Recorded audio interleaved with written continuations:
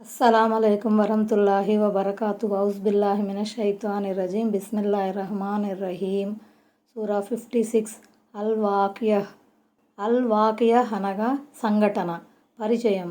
ఈ సూరా ముఖ్యంగా తీర్పు దినం గురించి, ఆ రోజున లభించే శిక్షా బహుమానాల గురించి వివరించింది. మొదటి ఆయతులో ప్రస్తావనకు వచ్చిన వాకియహ్ సంఘటన అన్న పదాన్నే ఈ సూరాకు పేరుగా పెట్టడం జరిగింది. మరణించిన తర్వాత మళ్ళీ లేపబడడం అన్నది భ్రమ కాదని, ప్రళయం తప్పనిసరిగా జరిగే సంఘటన అని నొక్కి చెప్పడం జరిగింది. ఆ రోజున భూమి తీవ్రంగా కుదిపివేయబడుతుంది. పర్వతాలు తునాతునకలవుతాయి. మానవులు 3 వర్గాలుగా విభజించబడతారు. 1. అల్లా సామీప్యం పొందినవారు, విశ్వాసంలోనూ మంచి పనులలోనూ అందరికన్నా ముందున్నవారు. 2. సాధారణ సన్మార్గులు, దయతో వ్యవహరించిన వారు, సన్మార్గాన నడిచినవారు. 3. అగ్నికి ఆహుతయ్యేవారు. ఈ సూరాలో అవిశ్వాసులు తీర్పు దినం గురించి వెలుబిచ్చుతున్న అనుమానాలను ప్రస్తావించడం జరిగింది. మరణించే వ్యక్తి ప్రాణాలు అతడి గొంతులోకి వచ్చినప్పుడు కలిగే బాధను కూడా ఇందులో గుర్తు చేయడం జరిగింది. ప్రశ్నలను సంధిస్తూ ఈ సూరాలో అల్లా శక్తి సంపన్నతను, సృష్టించే విశిష్ట సామర్థ్యాన్ని వివరించడం జరిగింది. ప్రతి వ్యక్తిని, ప్రతి వస్తువును సృష్టించింది అల్లాహే. పురుష వీర్యాన్ని, స్త్రీ అండాన్ని సృష్టించింది ఆయనే. పంటలను సృష్టించింది ఆయనే. నీటిని, అగ్నిని సృష్టించింది ఆయనే. ఆయత్ నంబర్ 1. నిజంగా సంభవించేది ప్రళయం సంభవించినప్పుడు. ఈ సూర భాగ్యవంతమైన సూర. సూరతుల్ గినాగా ప్రసిద్ధి చెందింది. ప్రతిరోజు రాత్రిపూట ఈ సూరాను పారాయణం చేసిన వ్యక్తికి దారిద్ర్యం, పస్తులు దరి చేరవని అంటారు. కానీ వాస్తవానికి ఈ సూరాకు సంబంధించి ఈ రకమైన ప్రామాణిక ఉల్లేఖనాలేమీ లేవు. దీనిని ప్రతి రాత్రి పఠించాలి, ఇంకా పిల్లలకు నేర్పించాలి అన్న ఉల్లేఖనాలు బలహీనమైనవి. పైగా అవి వట్టి కల్పనలు. వాకియహ్ అంటే తప్పకుండా సంభవించేది, జరిగి తీరేది అని అర్థం. అంటే ప్రళయదినం అన్నమాట. ప్రళయదినానికి గల అనేక పేర్లలో వాకియహ్ ఒకటి. ఆయత్ నంబర్ 2. అది సంభవించటంలో అబద్ధానికి ఆస్కారమే లేదు. ఆయత్ నంబర్ 3. అది కొందరిని తొక్కివేసేది, మరికొందరిని ఉన్నతికి చేర్చేది అయి ఉంటుంది. అది ఉత్థాన పతనాల దినం అయి ఉంటుంది. అంటే అది దేవుని పట్ల విధేయతాభావం గల దాసులను గౌరవోన్నతుల శిఖరాగ్రానికి చేర్చి, అవిధేయులను అధః పాతాళానికి నెట్టివేస్తుంది. అంటే ఆనాడు పరిస్థితి తారుమారు కావచ్చు. ప్రపంచంలో అధికార మదంతో, ధనమదంతో నిజ ప్రభువును ధిక్కరించి చెలరేగిపోయిన వారంతా ఆనాడు పరాభవం పాలు కావచ్చు. ఆయత్ నంబర్ 4. భూమి తీవ్రమైన ప్రకంపనలతో కుదిపివేయబడినప్పుడు. ఆయత్ నంబర్ 5. పర్వతాలు తుత్తునీలుగా చేయబడినప్పుడు. రజ్జా అంటే తీవ్రమైన కుదుపు అని అర్థం. ఆ కుదుపు ఎంత భయంకరంగా ఉంటుందంటే దాని ధాటికి నేలంతా గజగజ వణికిపోతుంది. ఆ దెబ్బకు నేలపై నిలిచి ఉన్న ఎత్తైన మేడలు, మిద్దెలు, బ్రహ్మాండమైన పర్వతాలన్నీ నేలమట్టం అయిపోతాయి. బస్సా అంటే తుత్తునీలును అయిపోవటం. ఆయత్ నంబర్ 6. కడకు అవి ఎగిరే ధూళి రేణువల్లా అయిపోతాయి. ఆయత్ నంబర్ 7. మరి మీరు 3 సమూహాలుగా వర్గీకరించబడతారు. ఈ వాక్యంలో అజ్వాజన్ అనే పదం రకాలు అన్న భావంలో ప్రయోగించబడింది. ఆయత్ నంబర్ 8. వారిలో కుడిపక్షం వారు ఆ కుడిపక్షం వారి అదృష్టం గురించి ఏమని చెప్పేది. కుడిపక్షం వారంటే సామాన్య విశ్వాసులు. కర్మల పత్రాలు కుడి చేతికి ఇవ్వబడిన వారని అర్థం. కర్మల పత్రం కుడి చేతికి ఇవ్వబడటమే వారి అదృష్టానికి సంకేతం అన్నమాట. ఆయత్ నంబర్ 9. ఇక ఎడమ పక్షం వారు ఆ ఎడమ పక్షం వారి దురదృష్టం గురించి ఏమని చెప్పేది. అంటే వీరు కర్మల పత్రాలు ఎడమ చేతికి ఇవ్వబడిన అవిశ్వాసులన్నమాట. ఆయత్ నంబర్ 10. ఇక విశ్వాసంలో ముందంజ వేసిన వారు, ఎంతైనా వారు మున్ముందు ఉండేవారే. వీరు సజ్జనులు, మహనీయులు, విశ్వసించడంలో ముందంజ వేసిన వారు, సత్కార్యాలలో హృదయపూర్వకంగా పాల్గొన్నవారు. వారి అసాధారణ త్యాగాల కారణంగా అల్లాహ్ వారికి తన సమీపంలో స్థానం కల్పించాడు. స్వర్గంలో గొప్ప అంతస్తుల్ని ప్రసాదించాడు. ఆయత్ నంబర్ 11. వారే దైవ సామీప్యం పొందినవారు. ఆయత్ నంబర్ 12. వారు అనుగ్రహభరితమైన స్వర్గవనాలలో ఉంటారు. ఆయత్ నంబర్ 13. వారిలో అత్యధికులు తొలి కాలపు తరాలకు చెందినవారే ఉంటారు. ఆయత్ నంబర్ 14. కొద్దిమంది మాత్రం తరువాతి తరాలకు చెందిన వారే ఉంటారు. సుల్లతున్ అంటే లెక్కించడం సాధ్యం కానంత పెద్ద వర్గం అని అర్థం. పూర్వీకులు అవ్వలీన్ అంటే హజ్రత్ ఆదం అలైహిస్సలాం మొదలుకొని మహాప్రవక్త ముహమ్మద్ సల్లల్లాహు అలైహి వసల్లం సహచరుల కాలం వరకు గతించిన వారిని భావం. తరువాతి వారు ఆఖిరీన్ అంటే ముహమ్మద్ సల్లల్లాహు అలైహి వసల్లం అనుచర సమాజంలోని సభ్యులు అని విద్వాంసులు అభిప్రాయపడ్డారు. పూర్వీకుల్లో నుంచి చాలామంది ముందంజ వేసిన వారిలో ఉంటారంటే మరి వారి కాలం కూడా సుదీర్ఘమైనదే. వేలాది మంది ప్రవక్తల అనుయాయులు ఇందులో చేరి ఉన్నారు. వారితో పోల్చుకుంటే అంతిమ దేవ ప్రవక్త సల్లల్లాహు అలైహి వసల్లం అనుయాయుల కాలం చాలా చిన్నది.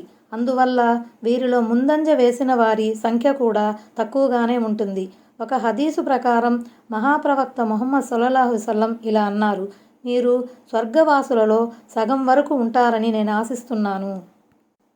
అంత మాత్రం చేత ఈ హదీసు దివ్య ఖురాన్లోని ఈ ఆయతులకు విరుద్ధంగా ఉందని తలపోయవలసిన పని లేదు. ఎందుకంటే ముహమ్మద్ సల్లల్లాహు అలైహి వసల్లం అనుచర సమాజంలోని ముందంజ వేసిన వారిని సాధారణ విశ్వాసులను కలుపుకుంటే వీళ్ల సంఖ్య స్వర్గానికి పోయే ఇతర ఉమ్మతీల సంఖ్యకు సగం అవుతుంది.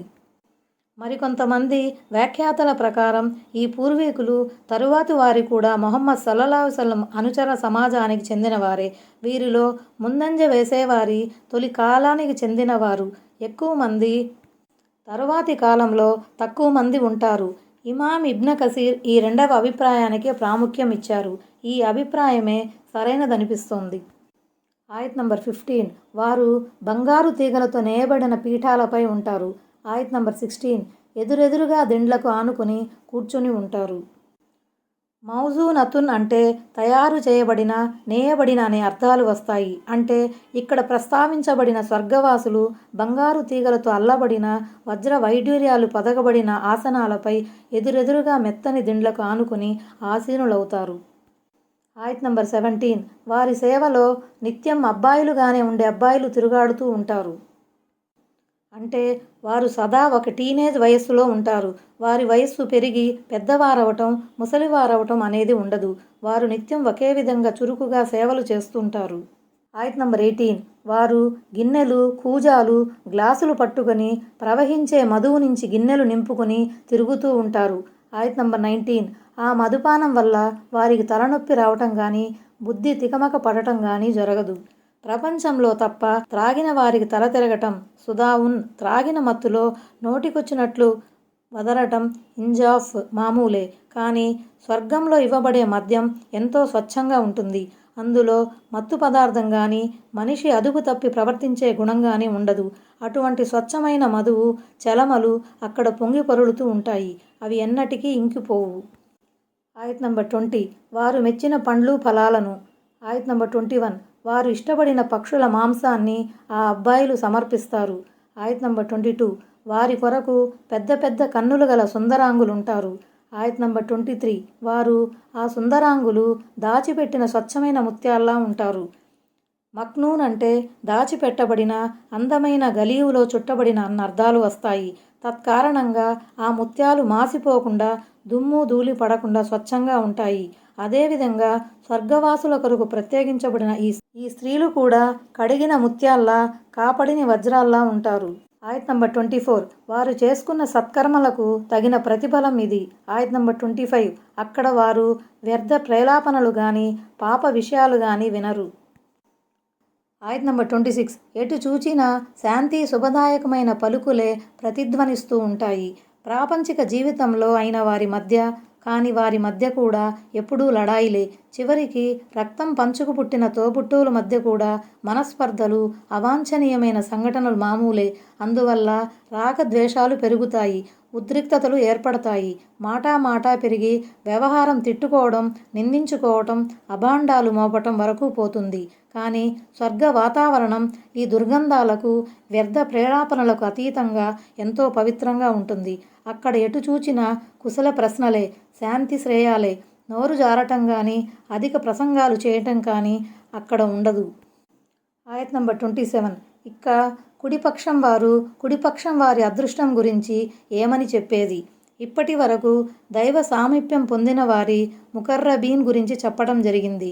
ఇక్కడి నుంచి కుడిపక్షం వారిలోని సాధారణ విశ్వాసుల ప్రస్తావన మొదలైంది. ఆయత్ నంబర్ 28 వారు ముళ్ళు లేని రేగు చెట్ల మధ్య ఉంటారు. ఆయత్ నంబర్ 29 ఇంకా ఒకదానిపై ఒకటి దట్టంగా పేరుకొన్న అరటి గెలలు. ఆయత్ నంబర్ 30 సుదూరంగా విస్తరించిన నీడలు. ఒక హదీసు ప్రకారం స్వర్గంలోని ఒక చెట్టు నీడలో ఒక గుర్రపు రౌతు 100 ఏళ్లు ప్రయాణించినా ఆ నీడ తరగదు. ఆయత్ నంబర్ 31 ప్రవహించే నీళ్లు. ఆయత్ నంబర్ 32 పుష్కలమైన పండ్లు ఫలాల మధ్య. ఈ పండ్లు ఒక్క సీజన్కు మాత్రమే పరిమితం కాకుండా ఎల్లప్పుడూ ఉంటాయి. సీజన్ అయిపోగానే పండ్లు అయిపోతాయన్న చింత ఉండదు.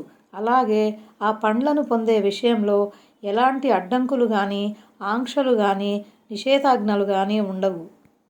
ఆయత్ నంబర్ 33 ఎన్నటికీ తరగని, మరెన్నటికీ ఆపుకోబడినవి. ఆయత్ నంబర్ 34 ఎత్తైన పరుపుల మధ్య హాయిగా ఉంటారు. కొంతమంది ఈ ఆయతులో ఫురుష్ అంటే భార్యలని, మర్ఫువా అంటే ఉన్నత స్థానం కలిగిన అనే అర్థాలు తీసుకున్నారు. ఆయత్ నంబర్ 35 మేము వారి భార్యలని ప్రత్యేకంగా ప్రభవింపజేశాము. ఆయత్ నంబర్ 36 మరి మేము వారిని కన్యలుగా చేశాము. స్వర్గవాసుల కోసం స్వర్గంలో లభించే భార్యలు ప్రత్యేక రీతిలో సృష్టించబడతారు. వారి పుట్టుక సాధారణ పుట్టుక కాదు. దేవుడు తన ప్రత్యేక శక్తితో వారిని ప్రత్యేక తరహాలో ప్రభవింపజేస్తాడు. ఈ స్వర్గకన్యలు కాకుండా ప్రపంచ జీవితంలోని భార్యలు కూడా స్వర్గవాసులకు భార్యలుగా ఉంటారు. ఒకవేళ వారు ముసలివారుగానో, నల్లగానో, అందవికారంగానో ఉంటే దేవుడు వారందరినీ యుక్త వయసులో ఉండే అందగత్తెలుగా చేసేస్తాడు. పైగా వారంతా కన్యలుగా ఉంటారు.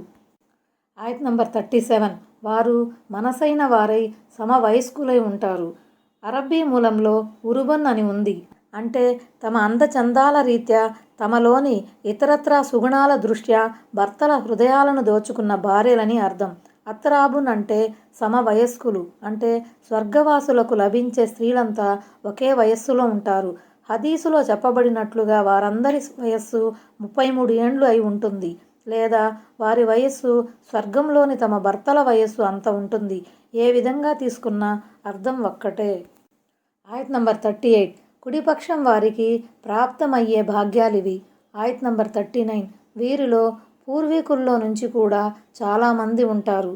అంటే వారు ఆదం అలైహిస్సలాం మొదలుకొని అంతిమ ప్రవక్త ముహమ్మద్ సల్లల్లాహు అలైహి వసల్లం కాలం వరకు గల ప్రజల్లో నుంచి ఉంటారు.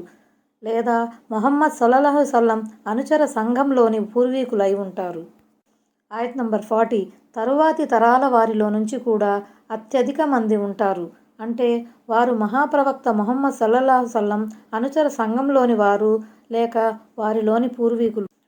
ఆయత్ నంబర్ 41 ఇకపోతే ఎడమ పక్షం వారు. ఎడమ పక్షం వారి దుర్భర స్థితి గురించి ఎలా చెప్పేది? ఎడమ పక్షం వారంటే నరకవాసులన్నమాట. వారి కర్మల పత్రాలు వారి ఎడమ చేతికి ఇవ్వబడతాయి. అది వారు అనుభవించబోయే దుర్భర బ్రతుకుకు ఆనవాలు. ఆయత్ నంబర్ 42 వారు తీవ్రమైన సెగలలో సలసలా కాగే నీళ్లలో చిక్కుకొని ఉంటారు. ఆయత్ నంబర్ 43 ఇంకా నల్లని పొగల నీడలో. సమూమ్ అంటే అగ్నిజ్వాలల వల్ల ఏర్పడే తీవ్రమైన వేడి లేక సెగ. అది శరీరాన్ని మార్చి వేస్తూ ఉంటుంది. హమీం అంటే సలసలా కాగే నీరు. యహమూమ్ అంటే దట్టమైన నల్లటి పొగ. నరక తాపానికి తట్టుకోలేక వారు ఏదన్నా నీడలో సేద తీరాలని వెతుకుతారు. వారికి నీడ కనిపిస్తుంది. వారక్కడికి చేరతారు కూడా. కానీ అది చల్లదనాన్ని, హాయిని ఇచ్చే నీడ కాదు. అది నరకాగ్ని నుండి వచ్చిన నల్లని పొగల నీడ. మరికొందరి అభిప్రాయం ప్రకారం అది నరకాగ్నికి ఆహుతైన వారి కొవ్వు నుండి పుట్టిన దట్టమైన పొగ. ఇంకొందరి అభిప్రాయం ప్రకారం అది నల్లని బొగ్గు. ఇమాం జహాక్ ఇలా అంటున్నారు: నరకాగ్ని కూడా నల్లగానే ఉంటుంది. నరకవాసులు కూడా నల్లగానే ఉంటారు. నరకంలోని ప్రతిదీ నలుపు ఆవరించి ఉంటుంది. అల్లాహ్ ఈ నరకాగ్ని నుండి మమ్ము రక్షించు. ఆయత్ నంబర్ 44 అది చల్లగాను ఉండదు, ఆహ్లాదకరంగానూ ఉండదు. సాధారణంగా నీడ చల్లగా ఉంటుంది. కానీ వారు నీడ అనుకున్నది నిజానికి నీడ కాదు. అది నరకాగ్ని నుంచి వచ్చిన నల్లని పొగ. కాబట్టి అందులో చల్లదనం కానీ, శుభసూచకమైన మరే గుణం కానీ ఉండదు. ఆయత్ నంబర్ 45 అవును మరి, అంతకుముందు వారంతా సుఖ విలాసాలలో తేలియాడిన వారే. అంటే పరలోక జీవితాన్ని విస్మరించి ప్రాపంచిక భోగభాగ్యాలలో మునిగి తేలుతూ ఉండేవారు. ఆయత్ నంబర్ 46 ఇంకా వారు మహాపరాధాలపై హఠం చేసేవారు. ఆయత్ నంబర్ 47. పైగా వారిలా అనేవారు, ఏమిటి, మేము మరణించి మట్టిగా ఎముకలుగా అయిపోయాక మళ్ళీ సజీవులుగా లేపబడతామా? ఆయత్ నంబర్ 48. మాతో పాటు మా పూర్వీకులైన తాత ముత్తాతలు కూడానా? దీన్ని బట్టి తెలిసేదేమిటంటే పరలోకం పట్ల విశ్వాసం లేని మనిషి కుఫ్ర్, షిర్కు వంటి ఘోర పాపాలకు పాల్పడటానికి ఏమాత్రం జంకడు. పైగా వాటి కోసం నిత్యం అర్రులు చాస్తూ ఉంటాడు. ఎందుకంటే తన ఘోర కృత్యాలపై నిలదీసి అడిగేవాడున్నాడన్న భయం అతనికి ఉండదు. ఆయత్ నంబర్ 49. ఓ ప్రవక్త, వారికి చెప్పు, పూర్వీకులు తరువాతి వారు అందరూ. ఆయత్ నంబర్ 50. ఒకరోజు తప్పకుండా నిర్ధారిత సమయాన సమీకరించబడతారు. ఆయత్ నంబర్ 51. మరి మీరు, ఓ మార్గభ్రష్టులారా, ధిక్కార జనులారా. ఆయత్ నంబర్ 52. మీరు జముడు వృక్షాలను తింటారు. ఆయత్ నంబర్ 53. వాటితోనే మీరు మీ కడుపులు నింపుకోవలసి ఉంటుంది. ఈ దుర్భర స్థితి మీకు భరించశక్యం కాకపోవచ్చు. అత్యంత దారుణమైన చేదైన ఈ జముడు వృక్షం మీకు మింగుడు పడకపోవచ్చు. అయినా తప్పదు. ఆకలి బాధను తీర్చుకోవటానికి మీరు ఆ వృక్షాన్ని నమలవలసిందే. ఆయత్ నంబర్ 54. మరి ఆ పైన మీరు సలసల కాగే నీరు త్రాగబోతున్నారు. ఆయత్ నంబర్ 55. దప్పిక కొన్న ఒంటెలు త్రాగినట్లు త్రాగుతారు. ఆయతులో హీమ్ అనబడింది. ఒకానొక వ్యాధికి గురైన ఒంటెలు అదే పనిగా నీరు త్రాగుతూ ఉంటాయి. ఎంత త్రాగినా వాటికి దాహం తీరదు. అలాగే జముడు వృక్షం తిన్న మీదట వారికి విపరీతంగా దాహం అవుతుంది. వారికి ఇష్టం ఉన్నా లేకపోయినా వారు మాత్రం దప్పిక కొన్న ఒంటెల మాదిరిగా వేడి నీళ్లపై ఎగబడతారు. కానీ ఎంత త్రాగినా దాహం మాత్రం తీరదు. ఆయత్ నంబర్ 56. తీర్పు దినాన వారికి లభించే మొదటి ఆతిథ్యం ఇది. ఈ వాక్యంలో వ్యంగ్యం ఉంది. ఆతిథ్యం అనేది నిజానికి అతిథి గౌరవార్థం ఇవ్వబడుతుంది. వారికి వ్యధాభరిత శిక్ష గురించి శుభవార్త వినిపించు. ఆయతు వంటిదే ఇది కూడా. ఆయత్ నంబర్ 57. మీ అందరినీ పుట్టించినది మేమే అయినప్పుడు మీరీ సత్యాన్ని ఎందుకు ధృవీకరించరు? అంటే అల్లాహే మీ సృష్టికర్త అన్న సత్యం మీకు తెలిసినప్పుడు మీరు దాన్ని ఎందుకు ఒప్పుకోరు? మరణానంతర జీవితాన్ని ఎందుకు నమ్మరు? ఆయత్ నంబర్ 58. అది సరే గాని మీరు వదిలే రేతస్సును గురించి ఎప్పుడైనా ఆలోచించారా? ఆయత్ నంబర్ 59. ఏమిటి, దాంతో మనిషిని సృష్టించేది మీరా, లేక మేము సృష్టిస్తున్నామా? అంటే మీరు మీ భార్యలతో రతిక్రీడ జరిపినప్పుడు మీరు వారి గర్భాశయాలలో వదిలే వీర్య బిందువులకు మానవ రూపకల్పన చేసేవారు మీరా, లేక మేమా? ఆయత్ నంబర్ 60. మేమే మీ మధ్య చావును నియమించాము. ఈ విషయంలో మేము అసక్తులము కాము. అంటే ప్రతి ఒక్కరికి మరణ గడియ నిర్ధారితమై ఉంది. దాన్ని ఎవడూ దాటివేయలేడు. ఆ మృత్యువు కొందరిని బాల్యంలో, మరికొందరిని యవ్వనంలో, ఇంకా కొందరిని వృద్ధాపంలో కబళిస్తుంది. పైగా ఈ కార్యనిర్వహణపై మాకు పూర్తి అదుపు ఉంది. ఆయత్ నంబర్ 61. మీ స్థానంలో మీ వంటి వారిని తీసుకువచ్చే మీరెరుగని అవస్థలో మిమ్మల్ని తిరిగి లేపే శక్తి మాకుంది. మీ రూపురేఖలను మార్చి మిమ్మల్ని కోతులు, పందుల్లాంటి నీచమైన జంతువులుగా చేసివేయటం, లేదా సరిగ్గా మిమ్మల్నే పోలిన మరో ప్రాణికోటిని ప్రభవింపజేయటం మాకు చాలా తేలికైన పని. ఆయత్ నంబర్ 62. మొదటి పుట్టుక గురించి మీకు ఎలాగూ తెలుసు. మరి దాని ద్వారా గుణపాఠం ఎందుకు నేర్చుకోరు? అంటే మొదటిసారి మిమ్మల్ని పుట్టించినవాడు మలిసారి కూడా బ్రతికించగలడన్న విషయాన్ని ఎందుకు జీర్ణింపజేసుకోలేకపోతున్నారు? ఆయత్ నంబర్ 63. సరే, మీరు నాటే వస్తువును, విత్తనాన్ని గురించి ఎప్పుడైనా ఆలోచించారా? ఆయత్ నంబర్ 64. ఏమిటి, దాన్ని మీరు పండిస్తున్నారా, లేక దానిని పండించేది మేమా? నేలలో మీరు నాటే విత్తనం నుండి ఒక మొక్క మొలకెత్తుతుంది. మరి ఆ మొక్కను మొలిపించటానికి నేల గుండెను చీల్చి దాని నుండి ఒక మహావృక్ష సృజన ప్రారంభించేది ఎవరు? ఒక అల్పమైన వీర్యబిందువు నుండి మనిషిని సృజించినట్లే ఇది కూడా మా శక్తి సామర్థ్యాలకు ప్రతీకే. ఈ మహాకార్యాన్ని చేసే నైపుణ్యం కానీ, తాంత్రిక శక్తి కానీ మీకుందా? ఆయత్ నంబర్ 65. మేమే గనక తలుచుకుంటే దానిని పొట్టు పొట్టుగా చేసేయగలము. మరి మీరు ఆశ్చర్యంతో లబోదిబోమంటూ పంట ఏపుగా పెరిగి కోతకు రావటానికి సిద్ధంగా ఉన్నప్పుడు మేము గనక కోరితే అకస్మాత్తుగా దానిపై తెగులును పంపి పొట్టు పొట్టుగా చేసివేయగలం. ఆనక మీరు దిక్కుతోచక దిక్కులు చూస్తూ ఉండిపోతారు. అయితే గీతే లాంటి మీ కాకి లెక్కలు ఎందుకు పనికి రాకుండా పోతాయి. చివరికి మీరు మీ తలరాతపై ఏడుస్తూ ఉండటం తప్ప ఏమీ మిగలదు. ఆయత్ నంబర్ 66. అసలుకే నష్టపోయామే. అయ్యో, పొలము దున్నినది, విత్తనం చల్లినది మేమేనే, ఎరువు వేసి నీరు సరఫరా చేసినది కూడా మేమేనే. తీరా పంట నోటికాడికి వచ్చేసరికి పురుగు పట్టి పొట్టుగా మారిపోయేనే. మా పెట్టుబడితో పాటు శ్రమ కూడా వృధా అయిపోయేనే. అసలుకే నష్టపోయామే అని నెత్తి నోరు బాదుకుంటారు. ఆయత్ నంబర్ 67. అంతేకాదు మేము దేనికి నోచుకోకుండా పోయాము అని వాపోతారు. ఆయత్ నంబర్ 68. పోనీ మీరు త్రాగే మంచినీరు గురించి ఎన్నడైనా ఆలోచించారా? ఆయత్ నంబర్ 69. దాన్ని మేఘాల నుంచి మీరు కురిపిస్తున్నారా, లేక దానిని కురిపించేది మేమా? ఆయత్ నంబర్ 70. మేమే గనక తలుచుకుంటే దానిని చేదు నీరుగా మార్చేయగలం. మరలాంటప్పుడు మీరు కృతజ్ఞులుగా ఎందుకు మసలుకోరు? ముమ్మాటికి ఇది మా మహోపకారం అన్న సంగతిని మర్చిపోకండి. కాబట్టి ఈ ఉపకారానికి గాను మీరు కృతజ్ఞులుగా వ్యవహరించాలి. ఆయత్ నంబర్ 71. పోనీ మీరు రాజేసే నిప్పును గురించి ఎప్పుడైనా ఆలోచించారా? ఆయత్ నంబర్ 72. దాన్ని వృక్షాన్ని మీరు ఉత్పత్తి చేశారా, లేక దానిని ఉత్పన్నం చేసినది మేమా? అరేబియాలో మర్క్, ఇఫార్ అనే 2 వృక్షాలున్నాయని, ఆ 2 వృక్షాల రెమ్మలను కలిపి రాజేస్తే నిప్పు పుట్టుకు వస్తుందని చెబుతారు. ఆయత్ నంబర్ 73.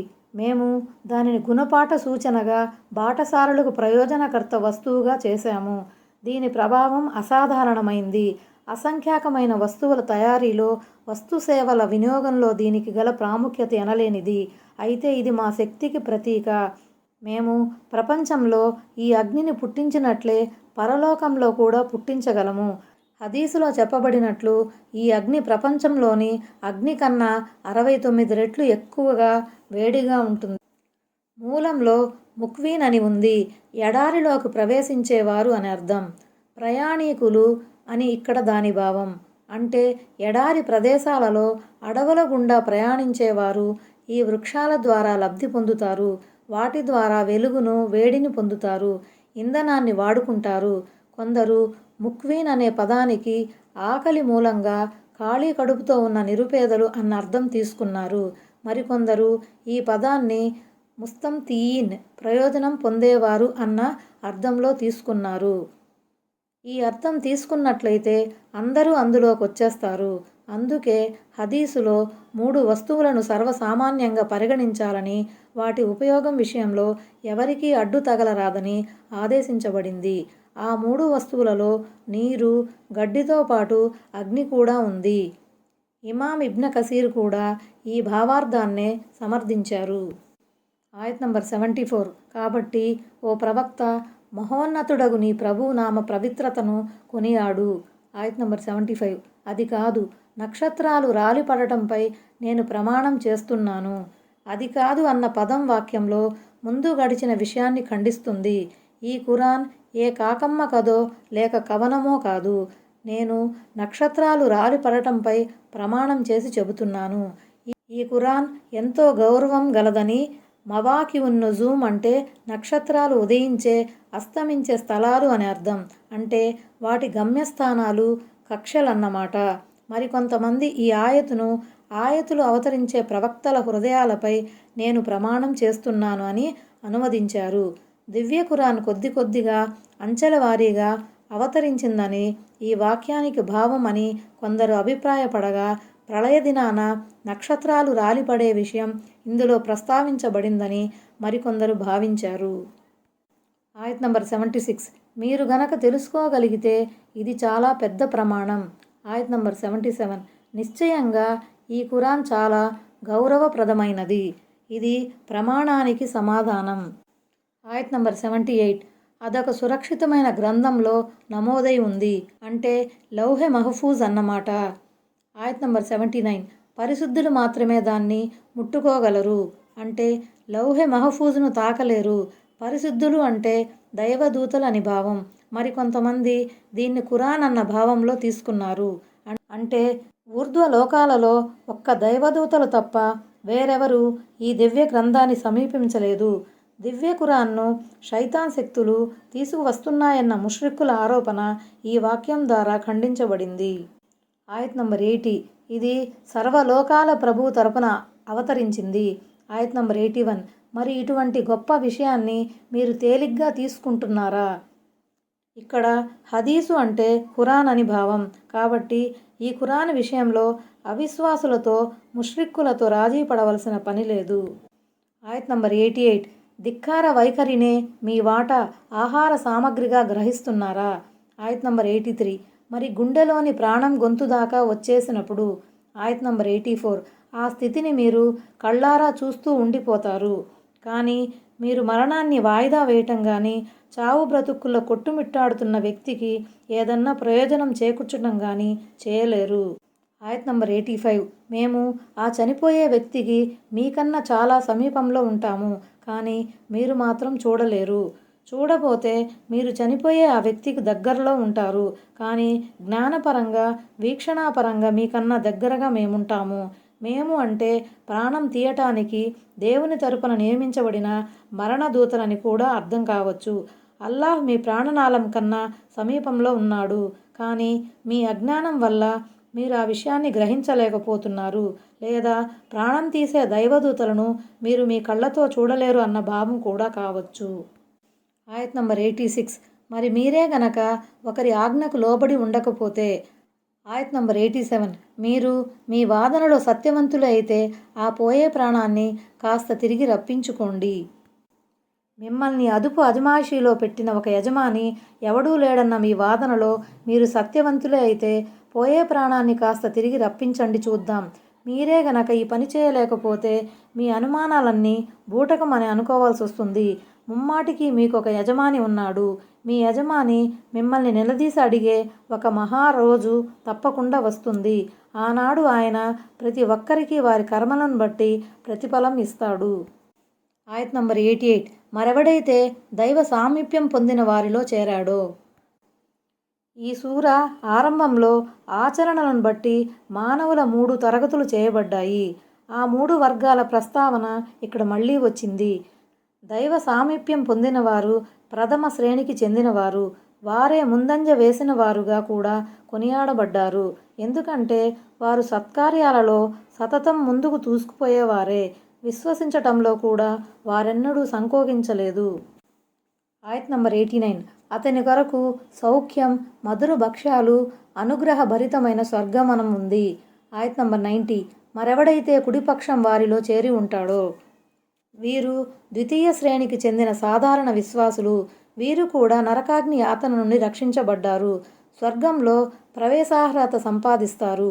అయితే అంతస్తుల విషయంలో మాత్రం దైవ సామీప్యం పొందిన వారికన్నా వెనుకబడి ఉంటారు. మరణ సమయంలో వీరికి కూడా దైవదూతలు సలాంతో స్వాగతం పలుకుతారు. ఆయత్ నంబర్ 91 కుడిపక్షం వారిలో చేరినందున నీకు సలాం అని అనబడుతుంది. ఆయత్ నంబర్ 92 కానీ ఎవడైనా ధిక్కరించే మార్గభ్రష్టుల్లో గనక చేరిపోతే? వీరు 3వ శ్రేణికి చెందినవారు, ఎడమ పక్షానికి చెందినవారు, అభాగ్యులు. తమ ధిక్కార వైఖరికి, కాపట్య వైఖరికి ప్రతిగా వారిని నరకయాతన చుట్టుముడుతుంది. ఆయత్ నంబర్ 93 వాడికి ఆతిథ్యంగా సలసల కాగే నీరు ఉంటుంది. ఆయత్ నంబర్ 94 నరక ప్రవేశం ఉంటుంది.